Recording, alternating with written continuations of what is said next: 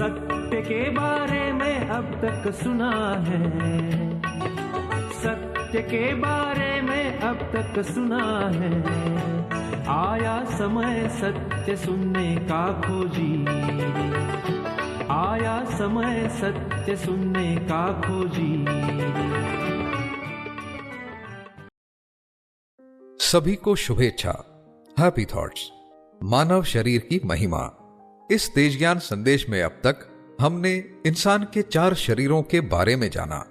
आइए अब इस पड़ाव में हम 4 शरीर स्वास्थ्य की शुरुआत। इस संदेश द्वारा अपने चारों शरीरों का स्वास्थ्य कैसे बरकरार रखें ताकि वे हमें स्वदर्शन के लिए मदद कर पाएं, इस पर विस्तार से मार्गदर्शन प्राप्त करें। तो स्थूल शरीर जो है, बाहर का शरीर जो है, उसको हम समझने के लिए अगर कोई रंग दें तो लाल रंग दे सकते। प्राणमय शरीर को कोई रंग देना है तो उसको हरा रंग दे सकते। मनमय शरीर को कोई रंग देना है तो नीला दे सकते हैं, और विवेकमय शरीर को देना है तो पीला दे सकते हैं। अब ये 4 रंग, जैसे 4 पर्दे लगाए, बीच में बल्ब, बीच में बल्ब, बल्ब जल रहा है तो शरीर काम का है, नहीं तो शमशान का है। बल्ब जल रहा है तो बाहर आने वाला प्रकाश कैसा दिखेगा?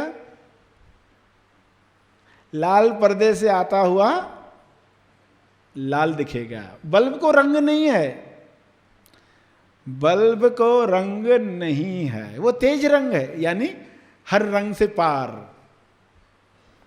हर रंग से पार, तेज रंग, या कहें बजरंग, बजरंग बली। बजरंग का बल जो है, बजरंग की जो ताकत है, वो सब 5वें में है। पहले तुम स्थूल शरीर पर होते हो लाल रंग पर, और लाल रंग देखकर कैसे बैल बिदकता है, तो बाहर के आवरण को देखकर पर्सन सूरत पर अटकता है, फिर वो सूरत से आगे जाता है कि इंसान खाली सूरत नहीं है, चेहरा शक्ल नहीं है।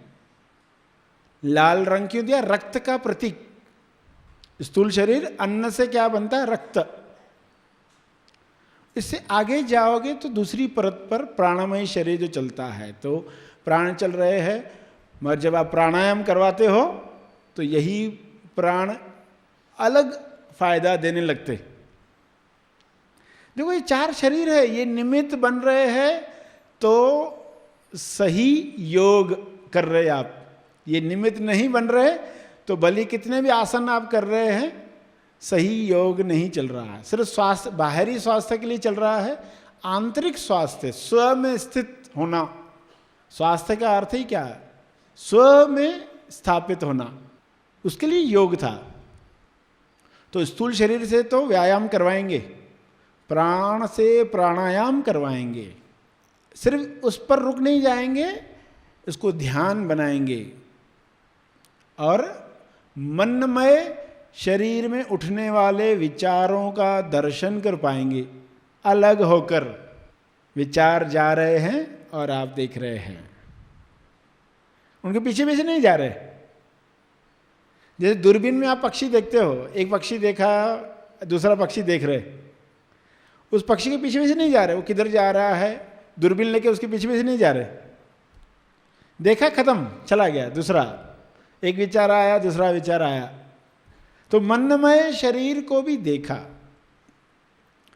और विवेकमयी शरीर, विवेक का अर्थ है क्या? जो सत्य असत्य के बीच में फर्क जानता। हंस जैसे मोती और कचरे में फर्क समझता है, कौवा नहीं समझता। तो हंस बनना है, परमहंस बनना है, तो हंस चेतना जगानी है। ज्ञान हंस चेतना जगाने के लिए। तो 4 शरीर समझ रहे हम। तो ये चारों शरीर को कैसे संभालना है ताकि वो आपको आपका दर्शन करवाए। आईना धुंधला हो तो आप लेकर नहीं आएंगे ना मार्केट से, ये नहीं चाहिए। इससे अपना चेहरा दिखता ही नहीं है। तो कैसा चल रहा था पहले? शरीर को इस्तेमाल तो कर रहे थे मगर स्वदर्शन नहीं हो रहा था। अब और क्लियर हो रहा है, और आगे इसकी सफाई करोगे तो और क्लियर हो जाएगा, शरीर मंदिर बन जाएगा। तो मंदिर बनाने के लिए शरीर को, अब मंदिर शब्द कहें तो कोई ये ना सोचे कि मस्जिद क्यों नहीं कहा, मस्जिद कहा तो किसी ने गिरजाघर क्यों नहीं कहा, गुरुद्वारा क्यों नहीं कहा। ये सभी के लिए कॉमन शब्द है, मन अंदर मंदिर। तो सही समझ से हम आज के विषय को समझें कि बाहर का शरीर काला उसमें न डालें। काला डालते कब जाता है? जब हम उसमें डी मिलाते हैं। डी कौन सी डी मिलाते हैं? उसके अंदर दुर्व्यसन डालते। दुर्व्यसन कौन से होते? जो तंबाकू खाते हैं, गुटखा खाते हैं, ऐसी चीज़ें खाते हैं जिससे तंद्रा बढ़ती है, बेहोशी बढ़ती है। शराब डाल रहा है इंसान इसके अंदर, तो दुर्व्यसन। ऐसे व्यसन नहीं। और किसी को लगेगा कि ये तो दुर्व्यसन है मगर खाना खाना तो दुर्व्यसन नहीं है, दबा कर खाना तो दुर्व्यसन नहीं है, तो वो भी दुर्व्यसन है। भरपेट खाओ मगर भर भर पेट मत खाओ। भरपेट खाओ मगर भर भर पेट खा रहे तो वो भी दुर्व्यसन है। उससे भी सुस्ती बढ़ती है, तंद्रा बढ़ती है, तमोगुण बढ़ता है। तो लाल को गुलाबी बनाना है और उसमें सफेद मिलाओगे तो गुलाबी बनेगा, यानी व्यायाम जोड़ोगे। एक तो दुर्व्यसन निकाल देने हैं और उसमें जोड़ना है, व्यायाम जोड़ना है। खाने में ऐसी चीज़ें जोड़नी है जो हमारे शरीर की आवश्यकताएं पूरी करती है। तो लोग पहले शुरुआत तो करेंगे स्थूल शरीर से, मगर वहाँ रुक नहीं जाना है। प्राणमय शरीर, श्वास के साथ कार्य करना है। श्वास पर कैसे ध्यान लगाया जाए, इसको कैसे नियंत्रित किया जाए, इसका इस्तेमाल स्वास्थ्य के लिए तो करें ही, इसका इस्तेमाल स्व पर जाने के लिए भी करें तो दूसरे शरीर पर अच्छा काम हुआ। कुछ लोग आसन प्राणायाम को सब कुछ सिलेबस मान लिया तो भी गलती हो गई, क्योंकि फिर होता है विचारायाम, आसनायाम, प्राणायाम, विचारायाम, फिर मौनायाम। मौनायाम बाद में आता है, मौन का आयाम, ये पूरा सिलेबस। तो तीसरे शरीर पर आप जाओगे, प्राणमयी शरीर का इस्तेमाल किया तो शरीर की ताकत बढ़ती है। आप पानी का बकेट उठाते हो तो सांस पहले रोकते हो लेकर, फिर उठाते हो तो क्या बल आता है। तो श्वास वीजा है आपकी पृथ्वी पर वीजा है। कितनी इतनी श्वास के बाद पर्सन जाएगा। समझो 10 करोड़ आपको श्वास लेनी है तो लोग जल्दी जल्दी श्वास लेते हैं तो जल्दी वीजा खत्म होती है, और जो लंबी श्वास लेते वो ज्यादा समय तक रहते। तो इस प्राणमयी शरीर को समझना है और इस प्राण पर ध्यान लगाकर अंदर जाना सीखना है। संदेश का शेष भाग छोटे से अंतराल के बाद। महा आसमानी निवासी शिविर मनन आश्रम पर आयोजित किया जाता है। यह आश्रम पुणे शहर के बाह्य क्षेत्र में पहाड़ और निसर्ग के असीम सौंदर्य के बीच बसा है। इस आश्रम में पुरुष और महिलाओं के लिए अलग अलग कुल मिलाकर 800 से 1000 लोगों के रहने की व्यवस्था है।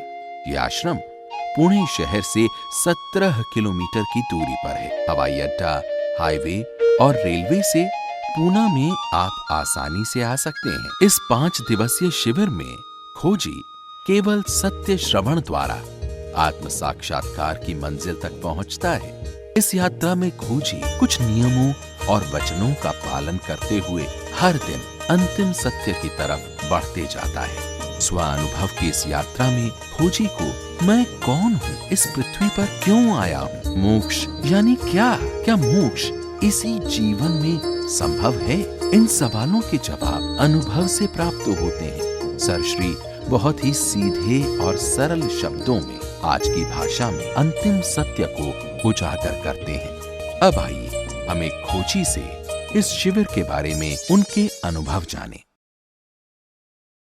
जब हम मेडिटेशन के लिए उसमें बैठते थे तो जितना समय हम मेडिटेशन के लिए बैठते थे उतना समय ही हम मेडिटेशन में रहते थे। लेकिन यहाँ पे जो हमें कला आज मिली है उससे हम हर पल अपना काम करते हुए भी हम मेडिटेशन कर सकते हैं। ये जो ज्ञान हमें मिला है ये हमारे जीवन में बहुत महत्वपूर्ण है। अब आइए हम संदेश का शेष भाग सुने। तीसरे शरीर में विचारायाम, विचार तो चलते रहते मगर उसको देखने की कला आनी चाहिए।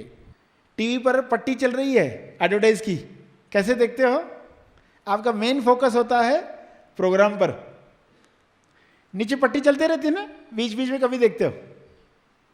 उस पट्टी के पीछे पीछे जाते रहते हो क्या? अरे क्या आया अभी, अभी क्या आएगा, अभी क्या आएगा, प्रोग्राम खत्म हो गया। उस पट्टी को पकड़ के मत बैठो।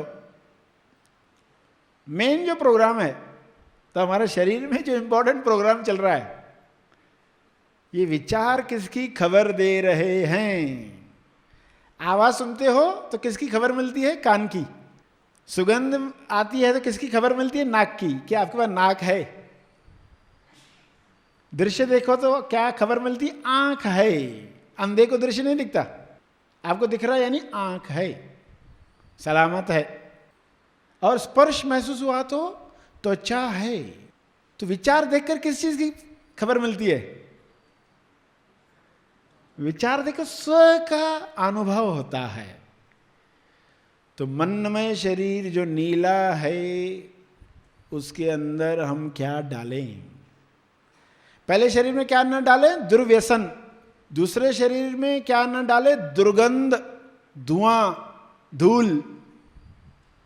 कौन सा? डी, दुर्गंध, धुआं, धूल, इससे बचाना है। तीसरे शरीर को किससे बचाना है? दुर्भावना से, द्वेष से, 10 विकारों से। नीले को किससे बचाना है? दुर्भावना, द्वेष,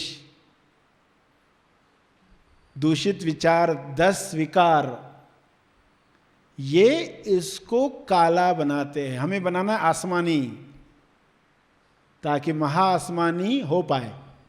तो ये चीजें हमने डालने बंद कर दी और उसमें सफेद चीज डाली। जब आप इसके अंदर प्रेम के विचार, आनंद के विचार, स्व अनुभव के विचार, हु एम आई के विचार, मैं कौन हूं, ये जब विचार आप डालते हो तो क्या होता है? एक नया आयाम खुलता है। अरे ये विचार तो हमने डाला नहीं था कभी।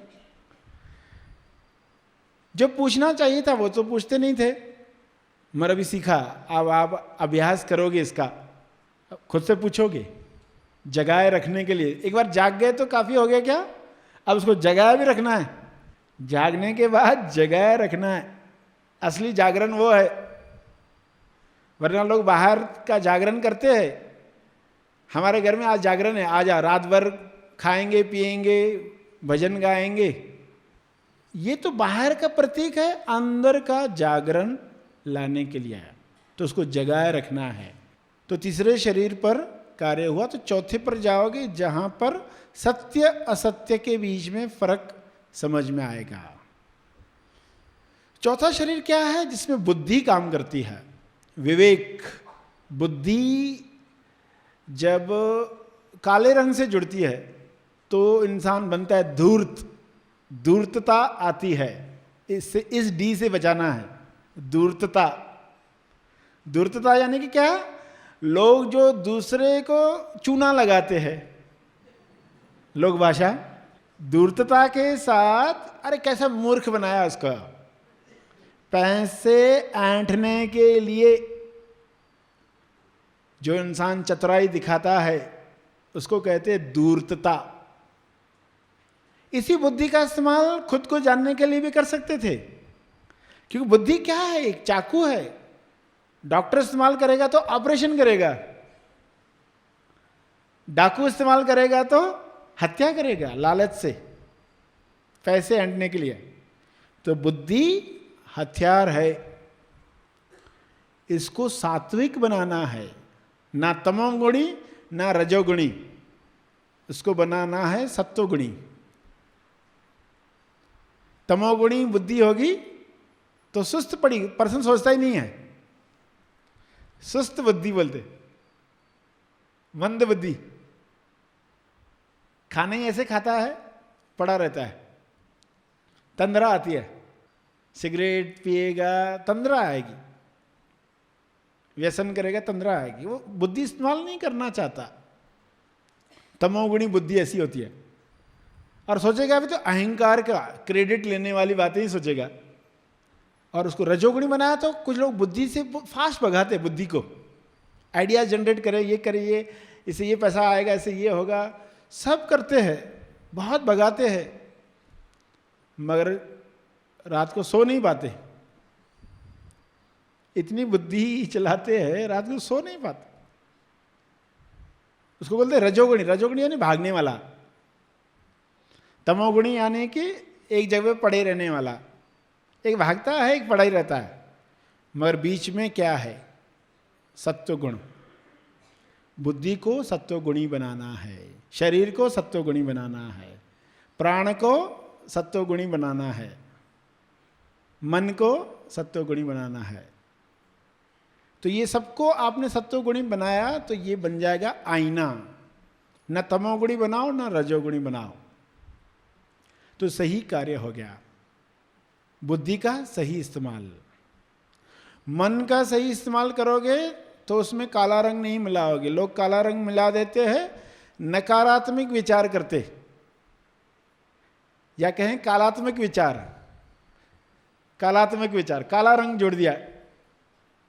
तो कालात्मक विचार न करे, दुर्भावना द्वेष न डाले, तो चौथे शरीर में धूर्तता के विचार, ठगने के विचार जो होते, लोगों को झूठ बोलकर कपट करके घुमा फिरा कर बताया, तो ये नहीं डालना है चौथे शरीर में। तो पांचवें तक आप पहुंचने वाले हो, और वहां पर फिर आप देखोगे बजरंग बल जागृत होगा, शरीर स्वस्थ बनेगा, आप स्व अनुभव पर जाने वाले हो। इस संदेश द्वारा हमने हमारे चारों शरीरों का स्वास्थ्य बरकरार रखने के लिए आवश्यक ऐसी महत्वपूर्ण बातों को समझा।